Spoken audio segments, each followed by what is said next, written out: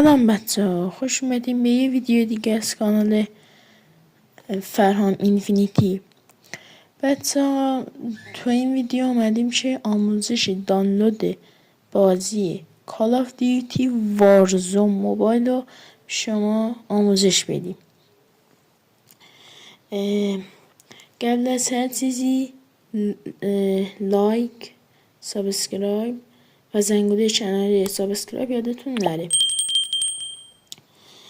تا آخر این ویدیو با من همراه باشین که مراحل آموزش دانلودش رو به شما میدم. اول ما میریم توی گوگل، بعد سرچ میکنید کال آف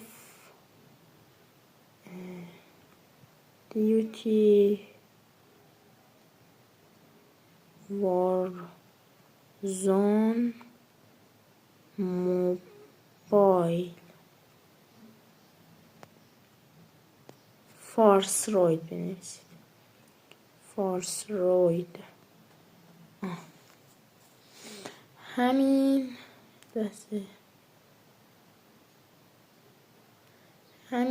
سایت اول فارس روید، همین سایت اول روش کلیک میکنید و از صفحه کم اسکرول میکنید پایین تر. ببینید نظرات خوبی دادم. بیام پایین. آخر ویدیو هم یه چند تا نکته در مورد این گیم میگم دیگه، تا آخر همراه باشین چه بعد نگین دیگه فرهام نگفتی یا یه نکات تکمیلی اینجا نوشته.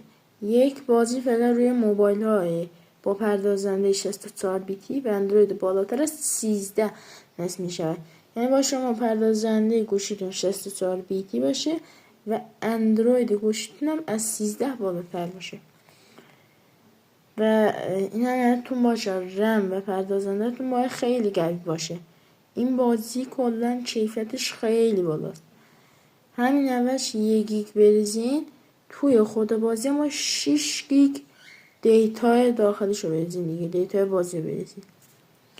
آره ایناش لینک بازی ایناش روی اون کلیک میکنید دانلود میشه. خب بعدش میخواستیم بریم تو گیم باید این وی پی ان داشته باشید. حالا بیاین من اسم وی پی ان هم میگم. ببینید باید وی پی ان بنویسین اش وی پی ان چه بنویسین. همین اول خودش آورد.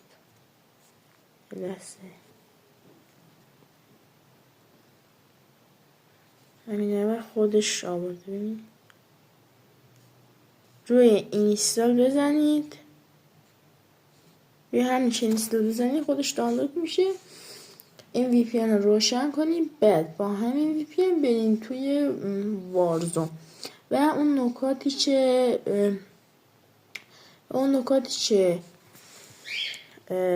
میگن خواستم بگم این بود. و اولین نکتهش اینه که گوشیش اصلا این بازی بهینه نیست. اونو به شما بگم اصلا این بازی بهینه نیست. اگه مثلا 2 ساعت بخوای بازی کنی باش، حدود 2-3 ساعت باش بازی کنی، گوشی داغ میکنه. این بازی داغ میکنه، گوشتون داغ میکنه. آره و آره دیگه همین بود. خیلی نکات داره دیگه، من نمیدونم اون نکاتو، ولی من این بزرگترین نکته چه بود همین بود که باید پردازنده قوی داشته باشه گوشتون، چون خودش گرافیک کیفیت بازی کامپیوتر میاره تو گوشی و که همین دیگه. تا ویدیو بعدی بدرود.